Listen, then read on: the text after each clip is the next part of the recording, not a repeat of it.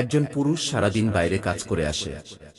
সে হয় চাকরি করে অথবা ব্যবসা, রাস্তায়, অফিসে মানুষের সাথে লেনদেনে কত ঝামেলা পার করে সে যখন বাসায় প্রবেশ করে তখন আশা করে যে বাসায় গিয়ে একটু শান্তি পাব।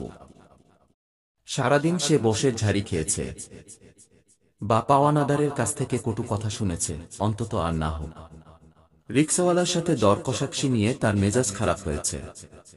এমন অবস্থায় সে চায় বাসায় গিয়ে একটু মেজাজ ঠান্ডা হোক। নারীরা সারাদিন ঘরে অনেক পরিশ্রম করে। ঘরের কাজ যতই করা হোক না কেন কখনো শেষ হয় না, হবেও না।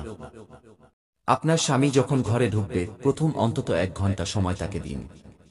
শুধুমাত্র তাকে পানি বা শরবত এগিয়ে দেয়া থেকে শুরু করে তোয়ালে এগিয়ে দেয়া, নাস্তা খেতে চাইলে সেটার ব্যবস্থা করা, রুমের ফ্যান চালু না থাকলে ফ্যান চালু করা ইত্যাদি।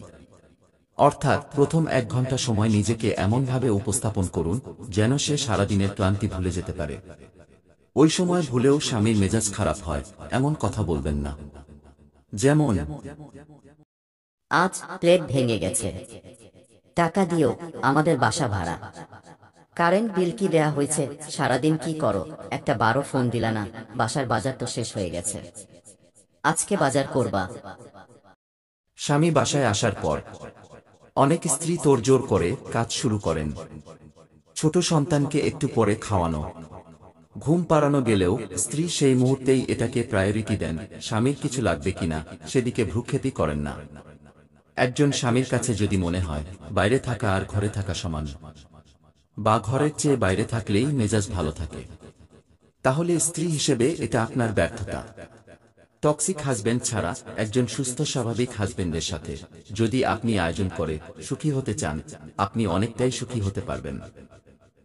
স্বামী ঘরে ঢোকার পর প্রথম 1 ঘন্টা যদি নিজেকে তার জন্য ব্যস্ত রাখেন, তর্কঝগড়া করার উপলক্ষ আসা সত্ত্বেও যদি চুপ করে থাকেন, তাহলে আপনি কিছুই হারাবেন না, বরং এই 1 ঘন্টার এফোর্টের ফলে সারা রাতের জন্য আপনি আপনার স্বামীকে পাবেন।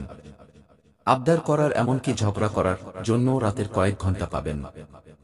ওই যে আপনি আপনার স্বামীকে খুব ভালোভাবে প্রায়োরিটি দিলেন, সে যদি আসলেই ভালো স্বামী বা চেষ্টা করে, তাহলে অন্তত আপনার সাথে ওদিন ভালো ব্যবহার করবেই করবে। খাওয়া শেষে বলতে পারে, থাক আজকে আমি তোমাকে চা বানিয়ে খাওয়াই। দেখুন, একজন পুরুষের কাছে টাকা থাকলে বিল ভাড়া সে পেন্ডিং রাখে না। এসব তাগাদা আপনি রাতে খাওয়া শেষেও দিতে পারেন।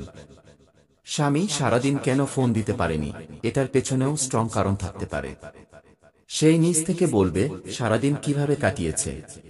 স্বামী ঘরে ঢোকার পর তাকে ওয়েলকাম করার হলেও আপনি কতটা আন্তরিক, নিজের ইগো 1 ঘন্টার হলেও বিসর্জন দিতে প্রস্তুত কিনা সেটার উপর নির্ভর করবে ঘরে ফেরা স্বামীর সাথে আপনার দিনের বাকি অংশ, অর্থাৎ জীবনের বাকি অংশ কিভাবে কাটবে।